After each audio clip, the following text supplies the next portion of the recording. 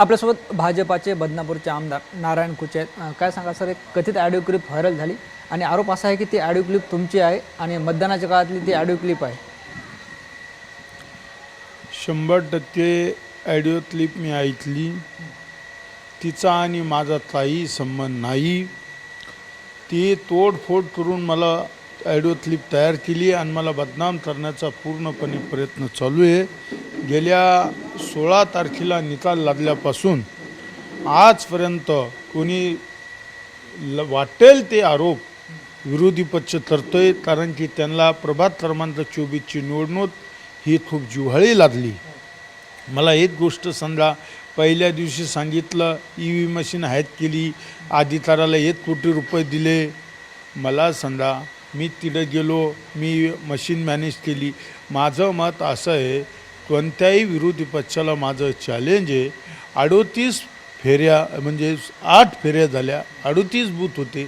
प्रत्येक फेरीला भारतीय जनता पार्टीचे 4ही उमेदवार पुढे होते, पण काही लोकांना पोटसूळ उठलं आहे आणि ही निवडणूक जिंकण्यासाठी मी लोकांचे हात जोडले, पाय पडे, मी विकास केला, कामं करणारा इथला नजरशूत होतो.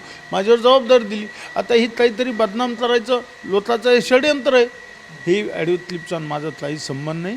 लोकांनी बदनाम करण्याचा मला पूर्णपणे प्रयत्न करू लागला. आपण म्हणता की ती ऑडिओ क्लिप जी आहे ती मोडतोड करून व्हायरल केली. मूळ ऑडिओ क्लिप काय होती, कोणासोबत संवाद साधला होता? माझा कोणाशी संबंध नाही. माझी अजूनही ऑडिओ क्लिप आली 4 वर्षापूर्वीची, की जातीवाद बोललो म्हणून सनी मी. तिचा तर माझा काही संबंध नाही. मी त्याच्यावर 2 FIR दाखल केलेले त्या ऑडिओ क्लिपच्या विरुद्ध. 2 माझं 2ही FIR आहे. मी 2ही FIR तुम्हाला देऊ शकतो. मी ऑलरेडी गुन्हे दाखल केलेले. त्याच्यामुळे आमच्याकडे ती बदनामी माझ्या जेव्हा निवडणूक येते तेव्हा अशा ऑडिओ क्लिप तयार करतात. मला समजत नाही. साहेब, त्या ऑडिओ क्लिपमधला संवाद, तुमच्या बोलण्याची प्रत्यक्ष टोनिंग, त्याच्यामुळे जे आहे ते तुमच्या विरोधकांना संशय बळवतं. इतकी परफेक्ट ऑडिओ रेकॉर्डिंग कोणी केली सर असं वाटतं? साहेब, हे काही होतं हो. मी तुम्हाला सांगतो, माझजवळ येते कोणी कोणाचाही आवाज काढू शकतो, कोणी कोणाचाही आवाज देऊ शकतो आणि कोणी कोणाच्या याच्यावर बी बोलू शकतो. याच्यात पुढे मला तीळ मात्र शंका वाटत नाही. तर आपण बघतो ही ऑडिओ क्लिप समोर आली, अजून काही अशा ऑडिओ क्लिप समोर येऊ शकतात का? माझं आहे ना ऑडिओ क्लिप, अजून मी FIR दाखल केलेलं आहे ना. खोटे ऑडिओ क्लिप तयार केलेलं आहे माझ्या. मी त्याच्यावर FIRही दाखल केलेले आहे, जातीवादात बोललो म्हणून सनी. म्हणजे असाही विषय होतो. मी तुम्हाला त्याची FIRची कॉपी देऊ शकतो. मी FIR दाखल आत्ता देतो. मी FIRची कॉपी 2 वेळेस मी FIR दाखल केलेलं आहे. आता जे आहे ते सगळे तुमचे विरोधक होते, वंचित बहुजन आघाडी यांनी ऑडिओ क्लिपवर आक्षेप घेतला आहे. आमदार नारायण कुचे यांची चौकशी झाली पाहिजे अशी सुद्धा मागणी करतात. होईल ना चौकशी, तर मी तर तयारच ना. माझं तर म्हणणं आहे, जेवढ्या फेऱ्या झाल्या, जेवढ्या निवडणूक झाली, पुन्हा कोणत्याही न्यायालयात जाऊन सनी ती चौकशी झाली पाहिजे. आणि मीही अब्रू नुकसानीचा दावा करणार आहे. माझी जे बदनामी करण्याचा प्रयत्न करू लागले, मी अब्रू नुकसानीचा दावा करणार आहे. पण आपण बघतो साहेब, ज्या दिवशी मतदान होतं त्या दिवशीसुद्धा वंचितनं आंदोलन केलं होतं, नंतरसुद्धा 2 वेळेस आंदोलन केले. या सगळ्या परिस्थितीत तुमच्या घरांना पोलीस बंदोबस्त लावला आहे आणि आता ही ऑडिओ क्लिप व्हायरल झाली, म्हणजे तुमच्या अडचणीत वाढ होते? नाही, आता अडचणीत वाढ होण्यापेक्षा बदनाम करण्याचा प्रयत्न मला पूर्ण ताकदीनं चालू आहे. मी कारण की मी जालना जिल्ह्याचं राजकारण करतो. मी इथं नजरशोध होतो. पार्टीने माझ्यावर जबाबदारी दिली, त्यांना जिव्हाळी लागलं की हा इडनात्र यायला पाहिजे होता. मी डोर टू डोर फिरलो, हात जोडले, पाय पडलो, पुऱ्या लोकांच्या घरी गेलो. त्याच्यामुळे त्यांना वाटतं की हे झालं आहे म्हणून. तुम्हाला त्या रोजी मी बोललो होतो, तुम्ही आलो होतात ना. त्याच्यामुळे हे बदनाम करण्याचं षडयंत्र आहे पूर्णपणे. म्हणजे चौकशी झाली पाहिजे ऑडिओ क्लिप. 100% सगळ्या निवडणुकीची चौकशी झाली पाहिजे. आणि जेवढ्या ऑडिओ क्लिप त्याला तेवढ्याची सगळ्यात चौकशी झाली पाहिजे. मी या मताचा.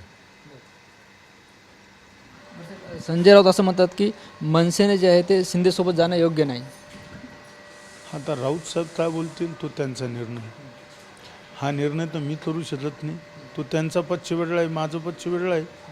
त्याच्यामुळे त्यांच्या बाबतीत मी काय बोलू शकतो. तर आपण जर बघितलं तर रायगड जिल्ह्यात जे आहे ते यावर्षी 26 जानेवारीला ध्वजारोहण जे आहे ते भरत गोगावले यांच्या असणार. त्यांना अभिनंदन आहे. ते बी आमची युतीमधलेच मंत्री. चांगली गोष्ट आहे. सगळ्याला संधी देऊ लागली या महाराष्ट्राचे यशस्वी मुख्यमंत्री. तर म्हणजे सगळ्याला संधी मिळाली पाहिजे, ती संधी त्यांनाही दिली. चांगल्या आनंदाची गोष्ट आहे. तर आज जर बघितलं आपण सगळ्याच महानगरपालिकेसाठी आरक्षण सोडत जाहीर होणार आहे, छत्रपती संभाजीनगरसाठी जाहीर होणार आहे.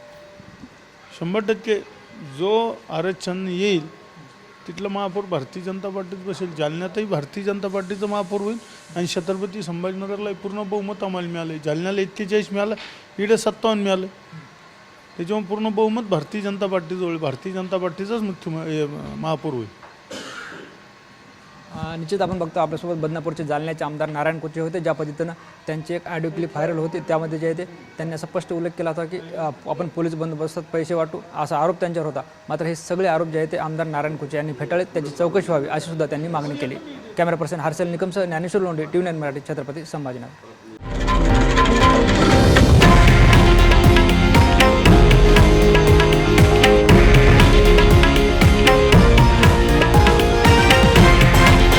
हे आहे देशातील नंबर 1 न्यूज नेटवर्क आणि आपण पाहत आहात TV9 मराठी, एकमेव.